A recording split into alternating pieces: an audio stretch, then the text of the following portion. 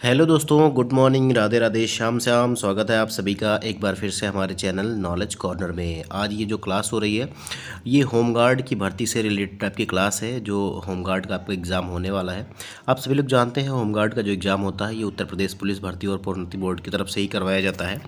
तो आज उसी के संबंध में हम जो है ज्योग्राफी देखेंगे। पीछे कुछ क्लासेस के माध्यम से आपने जो है पॉलिटी की क्लासेज जो है कवर की हुई हैं।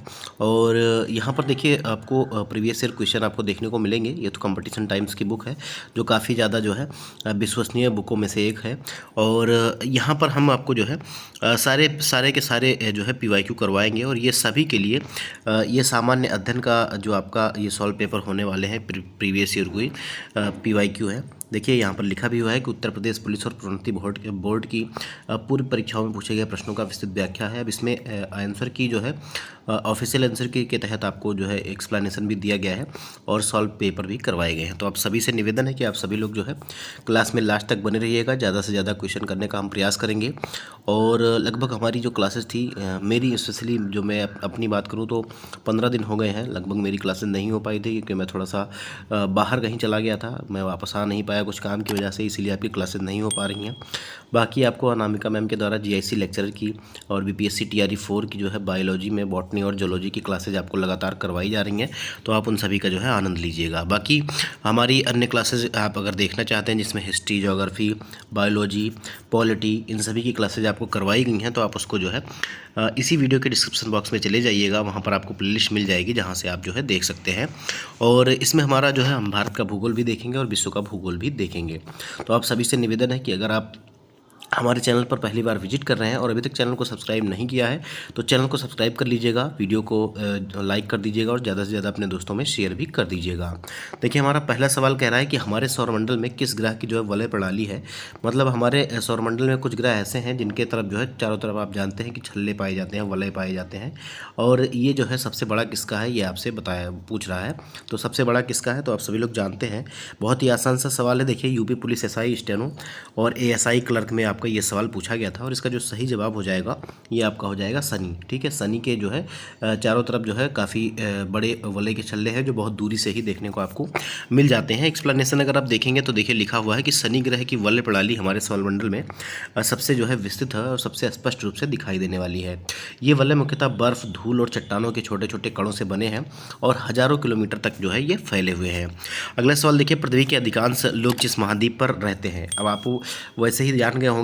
देखिए ऑस्ट्रेलिया, यूरोप, एशिया और अफ्रीका, तो आप सभी लोग जानते हैं सबसे ज़्यादा जो महाद्वीप है जहाँ पर जनसंख्या है वहाँ पर वो आपका हो जाएगा एशिया महाद्वीप। एशिया महाद्वीप में सबसे ज़्यादा जो है जनसंख्या निवास करती है, आप सभी लोग जानते ही होंगे। देखिए अगर आप भारत में रहते हैं तो आप जानते हैं कि भारत और जो है चाइना मिलकर कितना ज़्यादा जनसंख्या जो है शेयर अपना करते हैं। तो आप सभी लोग इसका बी विकल्प सही करेंगे मुझे लग रहा है। अगर देखिए सबसे पहली बात तो ये है क्योंकि इस जो सवाल का जवाब है वो कोई भी गलत नहीं करने वाला है और सभी लोग जानते हैं चाहे वो पढ़े हों चाहे ना पढ़े हों इस सवाल को, वो इसका जवाब सही ही करेंगे।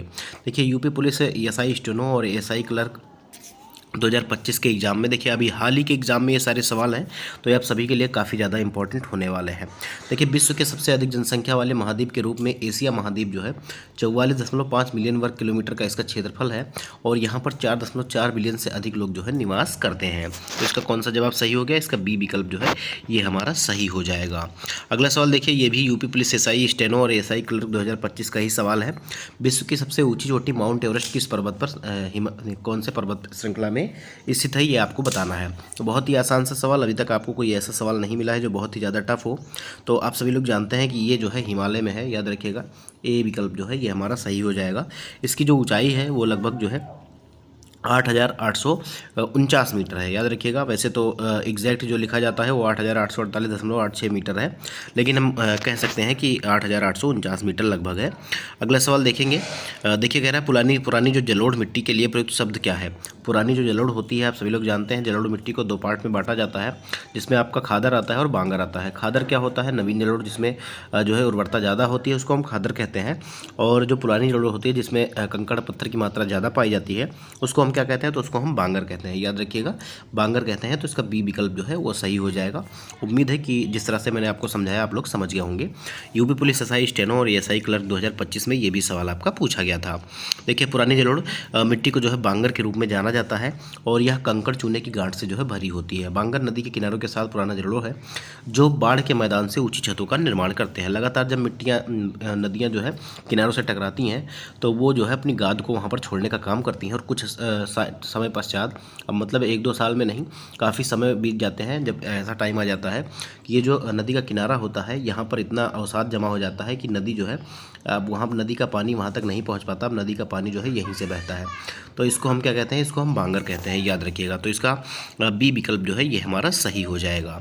देखिए यूपीपी आरबीपी एग्ज़ाम 2023 के हेड ऑपरेटर में, और यहाँ पर आप देखेंगे एग्ज़ाम डेट इसका कब था, तो 31/1/2024 में इसका एग्ज़ाम हुआ था और इसमें एक सवाल पूछा गया था कि बुध को सूर्य के चारों ओर एक चक्कर पूरा करने में कितने दिन लगते हैं।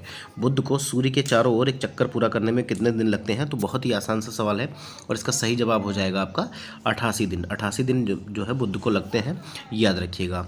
तो इसका जो है टाइम पीरियड है एक चक्कर पूरा करने में सूर्य के चारों तरफ, वो 88 दिन है। तो इसका कौन सा विकल्प सही हो जाएगा, पहला विकल्प जो है इसका सही हो जाएगा। देखिए बुध ग्रह को सूर्य के चारों ओर एक चक्कर पूरा करने में लगभग कितना दिन लगता है, तो 88 दिन लगते हैं। और सौर मंडल के 8 ग्रहों में से बुध जो है सूर्य के सबसे नज़दीक है। तो यहाँ से एक सवाल आपका और बन गया कि बुध जो है एक सूर्य के सबसे नज़दीक है या सूर्य के सबसे नज़दीक ग्रह कौन सा है, तो बुध है। पृथ्वी कौन से नंबर पर है, ये आप कमेंट बॉक्स में हमको ज़रूर बताइएगा। अब देखिए ऐसा भी नहीं है कि ये केवल होमगार्ड के लिए ही इम्पोर्टेंट है, भूगोल जहाँ भी पूछा जाता है उन सभी एग्ज़ाम के लिए काफ़ी ज़्यादा इंपॉर्टेंट सवाल होने वाले हैं। तो चाहे आप बीपीएससी टीआरई के लिए पढ़ रहे हैं या जीआईसी लेक्चरर के लिए पढ़ रहे हैं या आप होमगार्ड के लिए पढ़ रहे हैं, इन सभी के लिए ये क्वेश्चन आपके काफ़ी ज़्यादा इंपॉर्टेंट होने वाले हैं। तो उन सभी छात्र जो है जो इन एग्जामों की तैयारी कर रहे हैं वो हमारे इस सेशन में जुड़ सकते हैं और इसकी PDF आप हमारे टेलीग्राम चैनल पर प्राप्त कर सकते हैं, जिसका लिंक आपको वीडियो के डिस्क्रिप्शन बॉक्स में मिल जाएगा। देखिए पृथ्वी के हिलने डुलने को क्या कहा जाता है, ये आपको बताना है। पृथ्वी जब हिलती डुलती है तो उसे क्या कहते हैं, तो आप सभी लोग जानते हैं कि पृथ्वी का हिलना डुलना जो है भूकंप कहलाता है। बी विकल्प सही हो जाएगा। बहुत ही आसान सा सवाल यूपीपी आरबीपी में एग्ज़ाम 2023 में ये जो है पूछा गया था और इसका एग्ज़ाम 2024 में हुआ था। अगला सवाल देखिए, और उसके पहले देखिए थोड़ा सा इसका एक्सप्लेनेशन भी देखिए कि पृथ्वी कई अलग अलग चट्टानों से निर्मित है जिनके मध्य जो है निरंतर गतिशीलता की वजह से टकराव होता रहता है। इस कारण से पृथ्वी के विभिन्न प्लेटों में संग्रहित ऊर्जा तरंग के रूप में बाहर निकलती है, जिससे पृथ्वी जो है हिलती और डुलती है, जिसे भूकंप कहा जाता है। भूकंप को मापने के लिए सिस्मोग्राफ का उपयोग किया जाता है और इसका अध्ययन जो है वो सिस्मोग्राफी कहलाता है। तो दो चीज़ें यहाँ से और इम्पॉर्टेंट हैं, भूकंप को मापने के लिए सिस्मोग्राफ का उपयोग होता है और भूकंप का अध्ययन क्या कहलाता है, तो सिस्मोग्राफी कहलाती है। अगला सवाल देखिए, एक भूकंप की शक्ति को जिस पैमाने पर परिणाम के रूप में व्यक्त किया जाता है उसे क्या कहते हैं, ये आपको बताना है। भूकंप की जो शक्ति होती है वो कौन से पैमाने पर आपको आप नापते हैं, तो ये आपका रिक्टर स्केल पे इसकी जो है जो तीव्रता है वो मापी जाती है, आप सभी लोग जानते हैं। तो इसका सी विकल्प जो है ये हमारा सही हो जाएगा। ये भी आपका यूपीपी आरपीबी एग्ज़ाम 2023 में पूछा गया था। इसका एग्ज़ाम जो है 2024 में हुआ था, आप नीचे देख पा रहे होंगे। देखिए भूकंप की शक्ति को रिक्टर पैमाने पर परिणाम के रूप में व्यक्त किया जाता है और रिक्टर स्केल भूकंप मापक का पैमाना है। इसका उपयोग भूकंप की तीव्रता या भूकंप के दौरान उत्पन्न ऊर्जा को मापने के लिए किया जाता है। इसका आविष्कार अमेरिकी सिस्मोलॉजिस्ट चार्ल्स रिएक्टर ने एक गणितीय उपकरण के रूप में किया था। यह स्केल 1 से 10 के बीच में जो है परिणाम को व्यक्त करता है, याद रखिएगा। अगला सवाल देखिए, पृथ्वी की विवर्तनिक या टेक्टोनिक जो प्लेटें हैं ये स्थित हैं, तो ये कहाँ पे स्थित हैं ये आपको बताना है। जो एक्सटर्नल कोर होता है वहाँ पर, या जो इंटरनल कोर होता है वहाँ पर, या स्थेनोस्फीयर में, या स्थल मंडल में, तो ये कहाँ पर है ये आपको बताना है। तो ये आपको जो है स्थल मंडल में आपको देखने को मिलेंगी, ठीक है, ये स्थल मंडल में आपको देखने को मिलेंगी। डी विकल्प जो है ये हमारा सही हो जाएगा। एक्सप्लेनेशन भी देखिए थोड़ा सा। पृथ्वी की संरचना मुख्यतः 3 भागों से बनी हुई है, जिसमें आप सभी लोग जानते हैं बहुत पहले से हम ये सारी चीज़ें पढ़ते आए हैं, भूपर्पटी, मेंटल और कोर, ठीक है, सियाल, सीमेनिफे, इन सभी को हम बहुत पहले से जो है पढ़ते आ रहे हैं। अब अगर इसमें भूपर्पटी और आवरण का ऊपरी कठोर भाग मिलकर स्थल मंडल का निर्माण करते हैं, ये आप सभी लोग जान लीजिए। जो भूपर्पटी होती है, जो थोड़ी सी मोटाई वाली जो ऊपर मिट्टी की परत होती है, इसको भूपर्पटी कहते हैं, क्रस्ट कहते हैं। और इसका जो ऊपरी कठोर भाग होता है वो मिलकर स्थलमंडल का निर्माण करते हैं। और यहीं स्थलमंडल विभिन्न टुकड़ों में बटा होता है, जिनमें टेक्टोनिक प्लेटें भी रहती हैं। और इन प्लेटों के ठीक नीचे जो है स्टेनोस्फीयर होता है, जो अर्ध द्रव अवस्था में है, मतलब आधा पिघला हुआ अवस्था में रहता है और प्लेटों को जो है गति प्रदान करता है, जिसके फलस्वरूप जो है भूकंपीय घटनाएं होती हैं। मान लीजिए पानी के ऊपर आप जो है एक पत्थर का टुकड़ा रख दीजिए और वो तैरता रहे, ठीक है। अब पत्थर का टुकड़ा कुछ लोग कहेंगे डूब जाएगा, मैं मानता हूँ, लेकिन एक अगर काफ़ी विशालकाय जो होगा वो आपका तैरता रहेगा। अगर आप मान लीजिए मैं एक एग्जांपल अगर आपको देना चाहूँ तो एक थर्माकोल का जो है काफ़ी बड़ा या छोटा सा ही वो ले लीजिए और एक गिलास में पानी ले लीजिए और वहाँ पर अगर आप देखेंगे उसके ऊपर आप रखेंगे तो वो तैरता ही रहेगा। और ऐसे कई सारे टुकड़े रख दिए तो ये हमारा जो है प्लेटें हो जाएंगी, टेक्टोनिक प्लेट हो जाएंगी। और ये जब आपस में टकराती हैं तो एनर्जी छोड़ती हैं और उसी से आपका जो है भूकंप आता है, जब तरंगें ऊपर की ओर निकलती हैं। देखिए शनि को अपनी धुरी पर एक चक्कर लगाने में लगभग कितना समय लगता है ये आपको बताना है। ये भी 2024 में आया हुआ सवाल है।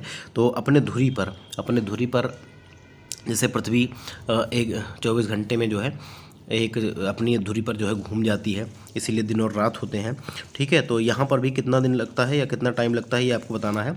तो ये जो है 10 घंटे 40 मिनट में अपना एक जो है चक्कर लगा लेता है। सूर्य के चारों तरफ नहीं लगाता, ये चीज़ ध्यान रख दिएगा। यहाँ पर देखिए अपनी धुरी पर, मतलब ये जो उसकी एक्सिस है इस पर जैसे पृथ्वी अपने पथ पर घूमते हुए जो है खुद का भी घूर्णन करती रहती है, ठीक है। तो जिस टाइम जो सूर्य के सामने जो हिस्सा पड़ता है वहाँ पर जो है दिन होता है और जो पीछे पड़ता है वो रात होता है। ये सारी चीज़ें आप पहले से जानते होंगे। तो यही आपको जो है ये अपने धुरी पर घूमने में शनि भी 10 घंटे 40 मिनट का समय लेता है। देखिए शनि ग्रह को अपनी धुरी पर एक चक्कर लगाने में 10 घंटे 7 मिनट लगते हैं, जो कि विकल्प बी 10 घंटे 40 मिनट के नज़दीक है। उल्लेखनीय है कि शनि सूर्य के चारों ओर एक परिक्रमा लगभग जो है 29.4 वर्ष, लगभग 30 वर्ष में पूरा करता है, याद रखिएगा। अगला देखिए अगला सवाल देखिए, कह रहा है किस देश को उगते सूरज की भूमि कहा जाता है। तो ये तो बहुत ही आसान सा सवाल है, आप सभी लोग जानते हैं। जापान को जो है उगते सूरज की भूमि ही कहा जाता है। मैं आपको ऑप्शन भी दिखा देता हूँ। देखिए तो जापान को क्या कहते हैं, उगते सूरज की भूमि कहा जाता है। तो इसका ए विकल्प जो है ये हमारा सही हो जाएगा। इसका अगर आप एक्सप्लेनेशन देखेंगे तो जापान को देखिए उगते सूरज की भूमि के नाम से जाना जाता है। ऐसा इसीलिए कहा जाता है क्योंकि यह पृथ्वी के पूर्वी हिस्से पर स्थित है। यहाँ सूर्य की किरणें जो है ये सबसे पहले पड़ती हैं, इसीलिए जो है जापान को उगते सूरज का देश भी कहा जाता है। जापानी लोग अपने देश को जो है निप्पान या निहोन कहते हैं, जिसका शाब्दिक अर्थ है सूर्य का स्रोत। अगला सवाल देखिए, निम्नलिखित महासागरीय धाराओं में से कौन सी अन्य धाराओं से भिन्न है, ये आपको बताना है। अब अन्य कैसे होगा, देखिए लेब्राडोर, उत्तरी अटलांटिक जो धारा है, कुरेशियो और गल्फ स्ट्रीम। तो इसमें से जो है लेब्राडोर की जो धारा है ये उत्तरी अटलांटिक महासागर की एक ठंडी धारा है और लेब्राडोर के तट के साथ जो है आर्कटिक महासागर से दक्षिण की ओर बहती है। जबकि कुरेशियो, गल्फ स्ट्रीम और अटलांटिक जो है ये तीनों आपकी जो है गर्म जलधाराएं हैं, ठीक है। तो आप याद रखिएगा इसमें से अलग कौन सा हो जाएगा, तो ये ठंडी है तो ये आपकी अलग हो जाएगी, बाकी ये सभी जो है ये गर्म जलधाराएँ हैं। अब इसमें एक सवाल ये भी आपसे पूछा जाता है कि अधिकतर जो गर्म जलधाराएँ होती हैं वो कहाँ से निकलती हैं या कहाँ से बहती हैं। तो ये अगर देखेंगे आप तो जो हमारी भूमध्य रेखा है या जिसे हम विषुवत रेखा कहते हैं, ध्रुव, वहाँ से आपकी जो है अधिकतर जो है गर्म जलधाराएं निकलती हैं और ये ध्रुवों की ओर प्रवाहित होती हैं। और जो ठंडी जलधाराएं हैं वो ध्रुवों से निकल कर जो है ये आपके जो है निम्न अक्षांशों की ओर, मतलब भूमध्य रेखा या विषुवत रेखा की ओर बहती हैं। और जहाँ पर ये मिलती हैं वहाँ एक निमाया सा पानी बन जाता है, गुनगुना पानी, और वहाँ पर कोहरे का भी वातावरण बन जाता है, जो है मछली पकड़ने या मछलियों के रहने के लिए आदर्श स्थान है। और यहीं पर जो है सबसे ज़्यादा मछली आपको देखने को मिलेगी। अगला सवाल देखिए, लेब्राडोर की जो धारा है ये आपका एक्सप्लेनेशन है, मैं आपको इसको पढ़ के बता देता हूँ। देखिए लेब्राडोर की जो धारा है ये उत्तरी अटलांटिक महासागर की एक ठंडी जलधारा है और लेब्राडोर के तट के साथ साथ जो है आर्कटिक महासागर से दक्षिण की ओर ये बहती है। जबकि कुरेशियो, गल्फ स्ट्रीम और उत्तरी अटलांटिक जो है ये आपकी गर्म जलधाराएं हैं, अतः विकल्प ए सही हो जाएगा। दूसरे पक्ष को देखें तो लेब्राडोर, उत्तरी अटलांटिक प्रवाह एवं गल्फ स्ट्रीम तीनों अटलांटिक महासागर की धाराएं हैं, जबकि कुरेशियो जो है प्रशांत महासागर की गर्म जलधारा है। लेकिन जो यूपीपी थी और आरपीबी, ये जो आपका इसने जो विकल्प को है ए और सी को दोनों ही सही माना था। तो ऐसे क्वेश्चन जो है हमेशा नहीं पूछे जाते हैं और इस तरह के क्वेश्चन में आपको जो है जब संशोधित आंसर की आती है तो आपको पूरे नंबर मिल जाते हैं, अगर आपने ए सही किया है या आपने सी लगाया है तो, ठीक है। देखिए कांगो घाटी किस महाद्वीप में पाई जाती है, कांगो जो घाटी है ये कौन से महाद्वीप में पाई जाती है ये आपको बताना है। तो इसका जो सही जवाब हो जाएगा ये अफ्रीका महाद्वीप में आपको देखने को मिलती है कांगो घाटी। बी विकल्प जो है ये हमारा सही हो जाएगा। देखिए कांगो घाटी अफ्रीका महाद्वीप के मध्य भाग में स्थित एक विशाल नदी घाटी है और यह क्षेत्र अपनी वर्षा वनों, विविध जैव विविधता और विश्व की दूसरी सबसे बड़ी नदी कांगो नदी के लिए प्रसिद्ध है। दातव्य है कि नील नदी के बाद कांगो नदी अफ्रीका महाद्वीप की दूसरी सबसे बड़ी नदी है, सबसे लंबी नदी है और जबकि इस नदी का अपवाह बेसिन के मामले में पूरे विश्व में जो है अमेजन नदी के बाद दूसरे स्थान पर है। अब बेसिन की क्या बात है, देखिए एक नदी जब बह रही है तो ये कई सारी छोटी नदियों के साथ साथ में बहती है, तो इन्हीं को जो है इनका अपवाह क्षेत्र या बेसिन भी कहा जाता है, याद रखिएगा। अगला सवाल देखिए, किस खनिज को जो है बरीड सनशाइन या दबी हुई धूप के नाम से जाना जाता है? किस खनिज को जो है बरीड सनशाइन या दबी हुई धूप के नाम से जाना जाता है? तो इसका सही जवाब हो जाएगा आपका कोयला। ठीक है, कोयला हो जाएगा। ए विकल्प जो है ये हमारा सही हो जाएगा। एक नया शब्द है, इसको भी आप सीख लीजिएगा। अगला सवाल देखिए, क्वेश्चन नंबर 14 है। यहाँ पर कहा जा रहा है कि क्षेत्रफल की दृष्टि से जो है कौन सा देश सबसे बड़ा है। अब क्षेत्रफल की दृष्टि से अगर देखें तो सबसे बड़ा देश कौन सा हो जाएगा, तो यहाँ पर आप अगर रूस मिल गया आपको तो फिर कोई दिक्कत ही नहीं है, तो रूस ही आपका जो है सबसे बड़ा हो जाएगा। बी विकल्प जो है यहाँ पर हमारा सही हो जाएगा। देखिए ये भी यूपीपी कांस्टेबल के एग्ज़ाम में आपका पूछा गया था 2023 में और 2024 में इसका एग्ज़ाम हुआ था। देखिए क्षेत्रफल की दृष्टि से जो है रूस दुनिया का जो है सबसे बड़ा देश है और यह दुनिया के कुल भूभाग का लगभग जो है 11% हिस्सा जो है कवर करता है।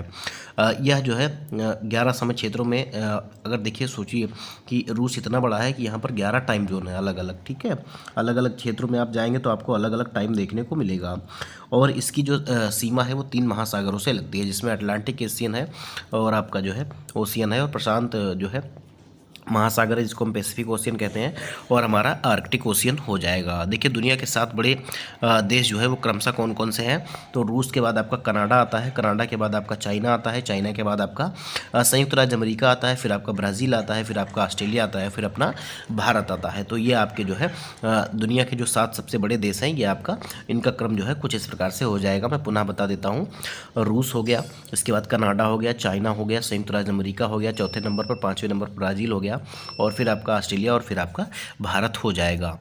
देखिए अगला सवाल देखिए कि गैलीलियन उपग्रह किस ग्रह के हैं। गैलीलियन जो है उपग्रह या 4 चंद्रमा जो है ये किस ग्रह के हैं ये आपको बताना है। तो इसका जो सही जवाब हो जाएगा ये आपका बृहस्पति ग्रह के जो 4 प्रमुख चंद्रमा हैं जिन्हें जो है गैलीलियो गैलेक्सी द्वारा गैलीलियो गैलीली इनका नाम था, गैलीलियो गैलीली इनके द्वारा 1610 में खोजा गया था, तो उन्हीं के नाम पर जो है गैलीलियन उपग्रह इनको कहा जाता है। ये 4 जो उनके चंद्रमा है, चंद्रमा का मतलब जो है उपग्रह होता है, जैसे आपका पृथ्वी का उपग्रह जो है आपका चंद्रमा है, इसी प्रकार से। तो इसका जो सही जवाब हो जाएगा ये आपका कौन सा हो जाएगा, तो इसका सी विकल्प जो है ये हमारा सही हो जाएगा। बृहस्पति के जो है ये गैलीलियन उपग्रह है या 4 चंद्रमा है। देखिए गैलीलियन उपग्रह जो है ये बृहस्पति के 4 प्रमुख चंद्रमा हैं जिन्हें गैलीलियो गैलीली के द्वारा जो है 1610 में खोजा गया था। आयो और गैनीमेड, यूरोपा और कैलिस्टा इनके जो है नाम है। अगला सवाल देखिए, अफ्रीका में कितने देश मौजूद हैं। अफ्रीका जो है इसमें कितने देश मौजूद हैं ये आपको बताना है। तो इसका जो सही जवाब हो जाएगा ये आपका हो जाएगा 54 जो है इसका सही जवाब माना गया है। 54 54 देश, सी विकल्प जो है इसका सही जवाब हो जाएगा। देखिए यूपीपी कांस्टेबल के एग्जाम में ये सवाल पूछा गया था। संयुक्त राष्ट्र के मुताबिक जो है अफ्रीका महाद्वीप में 54 देश हैं और अफ्रीका के बारे में अन्य जानकारी भी देख लीजिए। अफ्रीका में सबसे ज़्यादा देश है, अफ्रीका में जनसंख्या के हिसाब से नाइजीरिया सबसे बड़ा देश है और अफ्रीका में भूमि क्षेत्र के हिसाब से अल्जीरिया सबसे बड़ा देश है। अफ्रीका दुनिया का दूसरा सबसे बड़ा जो है महाद्वीप भी है एशिया के बाद से। अगला सवाल देखिए, कौन सा देश जो है अपने अनोखे ज्वालामुखी परिदृश्य के कारण जो है भूतापीय ऊर्जा के व्यापक उपयोग के लिए जाना जाता है।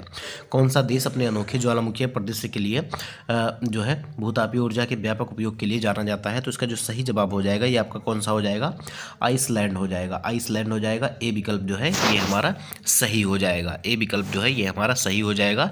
यूपीपी कांस्टेबल के एग्जाम में ये सवाल आपका पूछा गया था री एग्जाम में।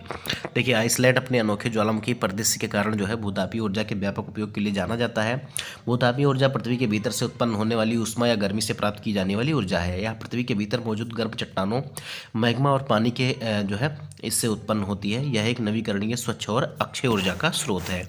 अगला सवाल देखिए, कौन सा देश जो है पवन ऊर्जा का दुनिया का सबसे बड़ा उत्पादक है, ये आपको बताना है। कौन सा देश जो है पवन ऊर्जा का दुनिया का सबसे बड़ा उत्पादक देश है। अब कौन सा उत्पादक देश है सबसे ज़्यादा जो पवन ऊर्जा का उत्पादन करता है, ये आपको बताना है। तो इसका सही जवाब हो जाएगा आपका चाइना हो जाएगा। सबसे ज़्यादा जो है चाइना पवन ऊर्जा का जो है उत्पादन करता है दुनिया में। तो इसका डी विकल्प जो है ये हमारा सही हो जाएगा। यहाँ पर एक्सप्लेनेशन भी वही चीज़ लिखी हुई है। अगला सवाल देखिए, सूर्य का प्रकाश जो है पृथ्वी पर लगभग कितने मिनट में पहुँचता है, ये आपको बताना है, या कितने समय में पहुँचता है ये आपको बताना है। तो इसका जो सही जवाब हो जाएगा ये 8 मिनट 20 सेकेंड। ठीक है, 8 मिनट 20 सेकेंड में पहुँचता है और आयोग ने इसी को सही माना है। तो सी विकल्प जो है ये हमारा सही हो जाएगा। ये भी यूपी के कांस्टेबल के एग्ज़ाम में आपका सवाल पूछा गया था, और जो यूपी कांस्टेबल का एग्ज़ाम फिर से आपका होने वाला है उसके लिए भी ये सेशन काफ़ी ज़्यादा इम्पॉर्टेंट होने वाला है। तो आप सभी जो है उसको भी ज़रूर देखिएगा।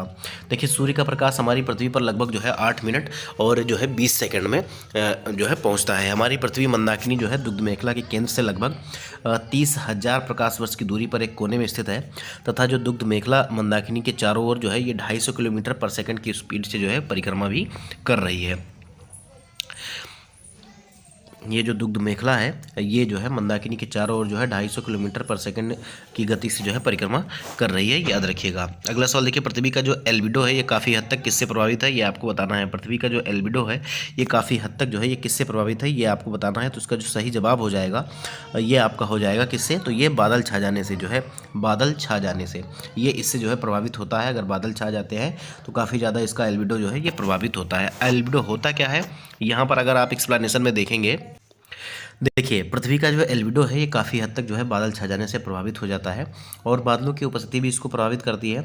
बर्फ़ और हिमानी कवर ये भी आपका जो है इसको बढ़ाते हैं एल्बिडो को, और महासागर और जल निकायों की उपस्थिति भी जल निकाय एल्बिडो को कम करते हैं, अर्थात यह सूर्य की रोशनी को ज़्यादा अवशोषित करता है। वनस्पति और हरित कवर, अगर इससे बात करें तो वनस्पतियाँ एल्बिडो को जो है कम करती हैं। अगला सवाल देखिए, पृथ्वी के प्रथम सुपर कॉन्टिनेंट बड़े महाद्वीप का नाम, नया नाम क्या है। पृथ्वी के प्रथम सुपर कॉन्टिनेंट या जिसको हम बड़ा महाद्वीप कहते हैं, इसका नया नाम क्या है, ये आपको बताना है। 21 नंबर का सवाल है, और इसका जो सही जवाब हो जाएगा ये आपको वालवारा हो जाएगा। ठीक है, वालवारा हो जाएगा। ए विकल्प जो है ये हमारा सही हो जाएगा। आपने पहली बार नाम सुना होगा, लेकिन आप थोड़ा सा एक्सप्लेनेशन पढ़िए।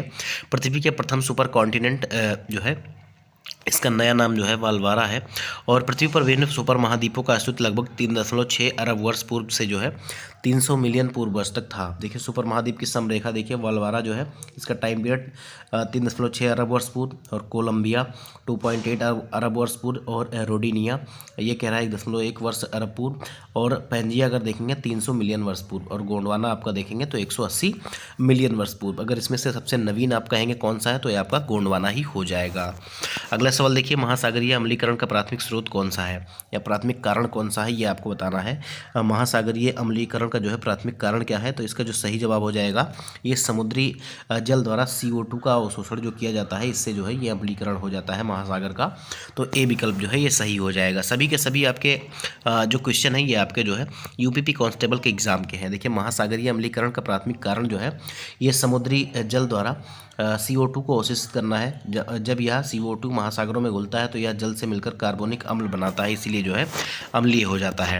अगला सवाल देखिए, निम्नलिखित में से कौन सी रेखा फ्रांस और जर्मनी के बीच सीमा है। निम्नलिखित में से कौन सी रेखा जो है ये फ्रांस और जर्मनी के बीच की सीमा है, ये आपको बताना है। तो इसका सही जवाब हो जाएगा सिगफ्रीड लाइन। ठीक है, सिगफ्रीड लाइन जो है सी विकल्प इसका सही हो जाएगा। यूपीपी कांस्टेबल में यह सवाल आपका पूछा गया था। देखिए फ्रांस और जर्मनी के बीच सीमा को जो है सिगफ्रीड लाइन कहा जाता है। 49 डिग्री उत्तरी अक्षांश रेखा कनाडा एवं अमेरिका के बीच स्थित है, और 38 डिग्री जो उत्तरी अक्षांश रेखा है ये उत्तर एवं दक्षिण कोरिया के बीच में स्थित है। अगला सवाल देखिए, संयुक्त राज्य अमेरिका में स्थित ग्रैंड कैनियन निम्नलिखित में से किस नदी द्वारा निर्मित किया गया है। जो ग्रैंड कैनियन है ये कौन सी नदी के द्वारा निर्मित किया गया है, ये आपको बताना है। तो इसका जो सही जवाब हो जाएगा ये आपका कोलोराडो नदी जो है इसके द्वारा निर्मित किया गया है, याद रखिएगा। इसका डी विकल्प जो है ये हमारा सही हो जाएगा। ये भी यूपीपी कांस्टेबल के एग्जाम में 2024 में पूछा गया था। देखिए संयुक्त राज्य अमेरिका में स्थित ग्रैंड कैनियन जो विश्व की सबसे बड़ी नदी घाटी है, और ये जो है कोलोराडो नदी द्वारा निर्मित है। यह घाटी अधिकांशतः ग्रैंड कैनियन नेशनल पार्क से घिरी है, जो अमेरिका के सबसे पुराने राष्ट्रीय उद्यानों में से एक है। अगला सवाल देखिए, ग्रेट बैरियर रीफ निम्नलिखित में से किस देश के तट पर स्थित है। आपने बहुत बार ग्रेट बैरियर रीफ के बारे में सुना होगा, और ये किसके कौन से देश के तट पर है, तो ये आपका ऑस्ट्रेलिया के तट पर है, याद रखिएगा ऑस्ट्रेलिया के तट पर। देखिए, तो इसका सी विकल्प जो है ये हमारा सही हो जाएगा। आपने द ग्रेट बैरियर रीफ का नाम सुना होगा। ये ऑस्ट्रेलिया के पूर्वी तट पर उत्तर से दक्षिण की ओर विस्तृत समांतर मूंगे की दीवार है। इसे पानी का बगीचा भी कहा जाता है। ग्रेट बैरियर रीफ की लंबाई लगभग 1400 मील है। इसे बाह्य अंतरिक्ष से भी देखा जा सकता है और यह जो है जीवों के द्वारा बनाई गई विश्व की सबसे बड़ी संरचना है। जो आपके मूंगे जो होते हैं वो एक दूसरे के ऊपर जो है मर जाते हैं और उसी के माध्यम से जो है इनको हम पॉलिप भी कहते हैं। इन्हीं से जो ये है संरचना बनी हुई है। अगला सवाल देखिए, यूगोस्लावाकिया की राजधानी क्या है? यूगोस्लाविया की राजधानी क्या है? यूपीएसआई 1991 में ये सवाल आपको पूछा गया था। तो यूगोस्लाविया जो है इसकी राजधानी कौन सी है? तो इसका राजधानी जो है इसका नाम है बेलग्रेड। ठीक है, इसका नाम है बेलग्रेड। याद रखिएगा, बी विकल्प जो है इसका ये हमारा सही हो जाएगा। यूरोपीय देश यूगोस्लाविया की राजधानी जो है ये बेलग्रेड है और पोलैंड की राजधानी जो है वारसा है। नाइजीरिया की राजधानी अबूजा और हंगरी की राजधानी आपका बुडापेस्ट है। आप सभी लोग जानते हैं। देखिए, रोडेशिया का देश का नया नाम क्या है? यूपीएसआई। प्री 2011 में ये सवाल पूछा गया था। तो रोडेशिया जो है इसका जो नया नाम है वो कौन सा हो जाएगा? तो इसका नया नाम जिम्बाब्वे हो जाएगा। ठीक है, जिम्बाब्वे हो जाएगा। याद रखिएगा, बी विकल्प जो है ये हमारा सही हो जाएगा। देखिए, जिम्बाब्वे का जो दूसरा नाम था ये रोडेशिया नाम था, जिससे पहले दक्षिण रोडेशिया, रोडेशिया गणराज्य या जिम्बाब्वे रोडेशिया के नाम से जाना जाता था। अगला सवाल देखिए, 28 नंबर का सवाल है, निम्नलिखित अफ्रीकी देशों में से कौन सा देश क्षेत्रफल के मामले में सबसे अधिक बड़ा है? ये आपको बताना है। अफ्रीकी देशों में से बात कर रहा है तो कांगो लोकतांत्रिक गणराज्य या दक्षिण अफ्रीका, सूडान या अल्जीरिया। तो अगर हम बात करें तो अल्जीरिया जो है ये जो है क्षेत्रफल के मामले में सबसे बड़ा है। याद रखिएगा, तो ये आपका जो है ये हमारा सही हो जाएगा। यूपीएसआई बैच 1 21 दिसंबर 2017 को ये सवाल आपका पूछा गया था। देखिए, अफ्रीका एशिया के बाद संसार का दूसरा सबसे बड़ा जो है महाद्वीप है और क्षेत्रफल की दृष्टि से अल्जीरिया दक्षिण अफ्रीका का दक्षिण अफ्रीका कह रहा हूँ, अफ्रीका महाद्वीप का सबसे बड़ा देश है। यह जो है 23,81,741 वर्ग किलोमीटर में फैला हुआ है। इसका जो क्षेत्रफल है और सेशल्स इस महाद्वीप का सबसे छोटा देश है जो कि हिंद महासागर में स्थित एक द्वीपीय राष्ट्र है। ज्ञातव्य है कि अफ्रीका महाद्वीप में 54 देश हैं। ये भी चीज़ याद रखिएगा और सबसे ज़्यादा देश जो है ये आपके अफ्रीका महाद्वीप में ही आपको देखने को मिलते हैं। अगला सवाल देखिए, यहाँ पर कहा जा रहा है कि अफ्रीका में कालाहारी किस प्रकार का रेगिस्तान है? अफ्रीका में जो कालाहारी है ये किस प्रकार का रेगिस्तान है ये आपको बताना है। तो इसका जो सही जवाब हो जाएगा ये आपका कौन सा हो जाएगा? तो ये आपका एक उपोष्ण कटिबंध, मतलब यहाँ पर गर्मी काफ़ी ज़्यादा होती है, तो ये आपका सही हो जाएगा। ठीक है, बी विकल्प इसका सही हो जाएगा। उपोष्ण कटिबंध है, बी विकल्प जो है ये हमारा सही हो जाएगा। देखिए, कालाहारी मरुस्थल का जो क्षेत्र है ये दक्षिणवर्ती अफ्रीका के बोत्सवाना, नमीबिया, दक्षिण अफ्रीका में जो है फैला हुआ है, जो 9.3 लाख वर्ग किलोमीटर क्षेत्रफल में आपका विस्तृत है। यह उष्णकटिबंधीय मरुस्थल है। यहाँ के स्थायी निवासियों को जो है बुशमैन कहा जाता है। अगला सवाल देखिए, खाड़ी प्रवाह एक महासागरीय धारा निम्नलिखित सागरों में से किस में होती है ये आपको बताना है। खाड़ी प्रवाह एक महासागरीय धारा है और ये कौन से महासागर में होती है ये आपको बताना है। तो इसका जो सही जवाब हो जाएगा ये कौन सा हो जाएगा? तो ये जिसको हम अटलांटिक महासागर कहते हैं वहाँ पर ये आपको देखने को मिलती है। कहाँ पर? अटलांटिक महासागर में ये आपको देखने को मिलती है। तो इसका सही जवाब कौन सा हो जाएगा? अंध महासागर या अटलांटिक महासागर। तो 30 नंबर का जो है सही जवाब आपका ए विकल्प हो जाएगा। देखिए, विभिन्न प्राकृतिक क्रियाओं से प्रभावित होकर जब सागरीय जल एक स्थान से दूसरे स्थान की ओर जल राशि के रूप में प्रवाहित होता है तो उसे सागरीय जलधारा कहते हैं। खाड़ी प्रवाह अटलांटिक महासागर की गर्म जलधारा है। वास्तव में गल्फ स्ट्रीम धारा 20 डिग्री उत्तरी अक्षांश के पास मैक्सिको की खाड़ी में उत्पन्न होती है, इसलिए गल्फ स्ट्रीम को खाड़ी की धारा या खाड़ी प्रवाह के नाम से भी जाना जाता है। देखिए, 31 नंबर का सवाल है, निम्नलिखित में से किस देश को पहले सीलोन कहा जाता था? कौन से देश को पहले सीलोन कहा जाता था ये आपको बताना। सीलोन किसका नाम था? तो सीलोन जो है ये श्रीलंका का नाम था। बी विकल्प जो है ये हमारा सही हो जाएगा। यूपीपी कांस्टेबल 2018 में ये सवाल आपका पूछा गया था। देखिए, श्रीलंका का आधिकारिक नाम जो था पहले वो जो है श्रीलंका समाजवादी जनतांत्रिक गणराज्य तो अभी है और दक्षिण एशिया में हिंद महासागर के उत्तरी भाग में स्थित एक द्वीपीय देश है और इसको जो है पहले सीलोन के नाम से जाना जाता था। अगला सवाल देखिए, 32 नंबर का सवाल है। यहाँ पर कहा जा रहा है कि निम्नलिखित में से उष्णकटिबंधीय क्षेत्र कौन सा है? उष्णकटिबंधीय क्षेत्र ऐसे क्षेत्र होते हैं जहाँ पर जो है गर्मी ज़्यादा पड़ती है और इसका जो सही जवाब हो जाएगा ये कौन सा हो जाएगा? तो ये आपका हो जाएगा कर्क रेखा से लेकर जो है मकर रेखा के मध्य जो है गर्मी काफ़ी ज़्यादा पड़ती है और इसे जो है उष्णकटिबंधीय क्षेत्र भी कहा जाता है। तो सी विकल्प आपका जो है सही हो जाएगा। 0 डिग्री से लेकर जो है आपका जो है 23.5 डिग्री उत्तर और दक्षिण में ये दोनों आपके जो है आपके क्या कहलाते हैं? तो ये उष्णकटिबंधीय क्षेत्र कहलाते हैं। यूपीपी कांस्टेबल में 2013 में ये सवाल आपका पूछा गया था। देखिए कर्क रेखा और मकर रेखा के मध्य स्थित क्षेत्र को जो है उष्णकटिबंधीय क्षेत्र कहा जाता है। इसको हम इंग्लिश में ट्रॉपिकल जोन कहते हैं। इसका विस्तार सामान्यतः 0 डिग्री से लेकर 23.5 अक्षांशों के मध्य होता है। अब अक्षांशों में देखिए कर्क रेखा ऊपर हो जाएगी और नीचे जो है मकर रेखा हो जाएगी। मतलब उत्तर की जो रेखाएं हैं इनको हम कर्क रेखा कह देंगे 23.5 डिग्री वाली, और जो नीचे है दक्षिण गोलार्ध की इसको हम मकर रेखा भी कहते हैं। तो याद रखिएगा कर्क रेखा से लेकर जो है मकर रेखा तक 23.5 डिग्री से लेकर आपका 23.5 डिग्री दक्षिण से लेकर उत्तर तक आपको ये चीज़ें देखने को मिलेंगी। यहाँ पर जो है दैनिक तथा वार्षिक जो तापांतर है ये अत्यधिक 22 डिग्री से 28 डिग्री तक रहता है। अगला सवाल देखिए, बर्लिन किस देश की राजधानी है? बर्लिन जो है इसमें से किसकी राजधानी है ये आपको बताना है। तो बर्लिन जो हो जाएगी ये किसकी राजधानी हो जाएगी? तो ये जर्मनी की है। याद रखिएगा जर्मनी की। डी विकल्प जो है ये हमारा सही हो जाएगा। यूपीएसआई मृतक आश्रित में यह सवाल आपका पूछा गया था। देखिए जर्मनी की बर्लिन है, हंगरी की बुडापेस्ट हो जाएगा, और जॉर्जिया की जो है तिबिलिसी हो जाएगी, और ग्रीस की जो है एथेंस हो जाएगी। अगला सवाल देखिए, निम्नलिखित में से कौन सा एक शहर वाला देश है? कौन सा एक शहर वाला देश है ये आपको बताना है। तो इसका जो सही जवाब हो जाएगा ये आपका सिंगापुर हो जाएगा। ठीक है, सिंगापुर हो जाएगा। ए विकल्प जो है ये हमारा सही हो जाएगा।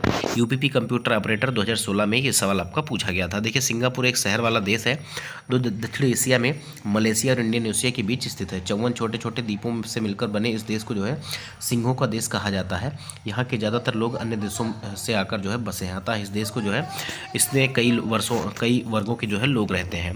देखिए डेनमार्क, आइसलैंड, नॉर्वे, स्वीडन और फिनलैंड मिलकर कहलाते हैं।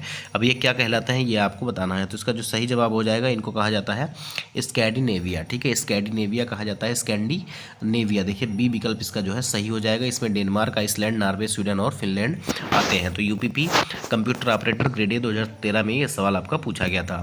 देखिए स्कैंडिनेविया प्रायद्वीप में उत्तरी यूरोप में आने वाले देशों को जो है स्कैंडिनेवियाई देश कहते हैं। इसमें नॉर्वे, स्वीडन, डेनमार्क आते हैं। इसके अलावा फिनलैंड, आइसलैंड और फैरो द्वीप समूह के संग ये जो है नॉर्डिक देश भी कहलाते हैं। अगला सवाल देखिए 36 नंबर का सवाल है। यूपीएसआई 1991 में पूछा गया था। निम्नलिखित में से वायुमंडल में कौन सी गैस नहीं पाई जाती है? वायुमंडल में कौन सी गैस नहीं पाई जाती है? तो आप सभी लोग जानते हैं वायुमंडल में जो है क्लोरीन नहीं पाई जाती है। डी विकल्प इसका जो है ये हमारा सही हो जाएगा। ठीक है, डी विकल्प जो है ये हमारा सही हो जाएगा। देखिए वायुमंडल में पाने जाने वाली सभी गैसों के बारे में यहाँ पर लिखा हुआ है। नाइट्रोजन लगभग जो है 79% और या 78.08 कह सकते हैं। ऑक्सीजन 20.90%। कार्बन डाइऑक्साइड आपका जो है 0.03%। आर्गन तीसरी सबसे बड़ी गैस जो पाई जाती है आपके वायुमंडल में। फिर नियान, फिर हीलियम, ओजोन, हाइड्रोजन, ये सभी। इसके अलावा मीथेन, क्रिप्टॉन और जीनान, ये सभी जो है अल्प मात्रा में ही पाई जाती हैं। अगला सवाल देखिए, कंगारू इस देश का राष्ट्रीय प्रतीक है। तो कंगारू किसको कहते हैं? आप सभी लोग जानते हैं, आपने क्रिकेट भी देखा होगा तो आप लोग जानते होंगे, और क्रिकेट प्रेमी इस सवाल का जवाब बहुत आसानी से दे सकते हैं। ऑस्ट्रेलिया को जो है कंगारू इस देश का जो है राष्ट्रीय प्रतीक है। तो इसका डी विकल्प जो है ये हमारा सही हो जाएगा। ठीक है, ऑस्ट्रेलिया। देखिए कंगारू ऑस्ट्रेलिया का राष्ट्रीय पशु है और यह एक स्तनधारी पशु है जो केवल ऑस्ट्रेलिया में ही पाए जाते हैं। अगला सवाल देखिए यूपीएसआई प्री 2011 का सवाल है। डियागो गार्सिया जो है ये कहाँ पर है? तो डियागो गार्सिया जो है ये आपको कहाँ पर देखने को मिलेगा? तो ये आपको हिंद महासागर में देखने को मिलेगा। बी विकल्प जो है ये हमारा सही हो जाएगा। देखिए डियागो गार्सिया हिंद महासागर में स्थित एक उष्णकटिबंधीय पदचिन्ह आकार के मूंगे का जो है प्रवाल द्वीप है, एटॉल है, जो चागोस द्वीप समूह का सबसे बड़ा द्वीप है। अगला सवाल देखिए ग्रीन चैनल क्या है? ग्रीन चैनल क्या है? यूपीएसआई 2001 में ये सवाल पूछा गया था और इसका जो सही जवाब हो जाएगा ये आपका हो जाएगा डाक सेवा। ग्रीन चैनल जो है ये एक प्रकार की डाक सेवा है। सी विकल्प जो है ये हमारा सही हो जाएगा। ग्रीन चैनल एक डाक सेवा है। धातव्य है कि वर्ष 1975 में त्वरित मेल सेवा की शुरुआत की गई। इसके अंतर्गत मेल भेजने की तकनीक को बेहतर बनाने के लिए 6 चैनलों राजधानी मेट्रो, बिजनेस पत्रिका, ग्रीन तथा शोक मेल की शुरुआत की गई। अगला सवाल देखिए 40 नंबर का सवाल है कि विश्व के शीत मरुस्थलों को किस अन्य नाम से जाना जाता है? विश्व के शीत मरुस्थलों को किस अन्य नाम से जाना जाता है? तो इसका नाम है टुंड्रा। ठीक है, टुंड्रा प्रदेश कहा जाता है। बी विकल्प जो है ये हमारा सही हो जाएगा। यूपीएसआई 2001 में ये सवाल पूछा गया था। देखिए ध्रुवीय क्षेत्र के रेगिस्तान ठंडे होते हैं और वर्ष भर बर्फ से ढके रहते हैं। यहाँ वर्षा जो है नगण्य होती है तथा पूरे वर्ष तापमान 0 डिग्री से सेल्सियस से जो है कम होता है। इन ठंडे शीत मरुस्थलों को जो है टुंड्रा प्रदेश भी कहा जाता है। अगला सवाल देखिए, निम्नलिखित में से कौन से बादल अत्यधिक तीव्र वर्षा के लिए उत्तरदायी होते हैं? कौन से बादल जो होते हैं सबसे तीव्र वर्षा करवाते हैं? तो इसका सही जवाब हो जाएगा ये जो है वर्षा स्तरी। ठीक है, वर्षा स्तरी जो है सी विकल्प जो है ये हमारा सही हो जाएगा। यूपीएसआई 2001 का सवाल है। अत्यधिक तीव्र वर्षा के लिए वर्षा स्तरी जो मेघ है ये उत्तरदायी होते हैं। इनको इंग्लिश में क्या कहते हैं, निम्बो स्टेटस क्लाउड कहते हैं। और ये धरातल से 1600 मीटर की ऊंचाई तक स्थित एक घने काले एवं मिश्रित बादल होते हैं। इनके कारण वायुमंडल नम हो जाता है और शीघ्र ही जो है बारिश हो जाती है। अगला सवाल देखिए, निम्नलिखित में से कौन सा तत्व जो है किसी स्थान से मौसम को प्रभावित करता है। किसी स्थान के मौसम को कौन सा तत्व प्रभावित करता है, ये आपके लिए जो है होमवर्क है। आप सभी लोग इसका जो है कमेंट बॉक्स में जवाब जरूर दीजिएगा। और इस क्लास की पीडीएफ के लिए आप हमारे टेलीग्राम चैनल से जुड़ जाइएगा, जिसका लिंक आपको वीडियो के डिस्क्रिप्शन बॉक्स में मिल जाएगा। वहाँ पर मैं कुछ देर में जो है क्लास पब्लिक होने के बाद कुछ देर के बाद मैं आपको पीडीएफ डेली का डेली प्रोवाइड कर देता हूं। तो आप सभी लोग कमेंट बॉक्स में बताइएगा कि आपको क्लास कैसी लगी, क्या मैं इसको कंटिन्यू रखूं या इसको बंद कर दूं, क्योंकि ये कई सारे एग्ज़ाम में आपका हेल्प करने वाला है। जैसे आपका यूपीपी का एग्ज़ाम हो गया और होमगार्ड का एग्ज़ाम हो गया, बीपीएससी टीआरई में भी इस तरह के सवाल आ सकते हैं, क्योंकि ये पीवाईक्यू हैं। और यहाँ से कुछ सवाल आपके एनसीईआरटी से भी रिलेटेड हैं, तो यहाँ से भी सवाल आपके आ सकते हैं। तो आप सभी लोग जो है कमेंट बॉक्स में ज़रूर बताइएगा कि आपको वीडियो कैसी लगी। चैनल को सब्सक्राइब करिएगा, वीडियो को लाइक करिएगा, ज़्यादा से ज़्यादा अपने दोस्तों में शेयर करिएगा। मिलते हैं अगले सेशन में, तब तक के लिए जय हिंद, जय भारत, धन्यवाद।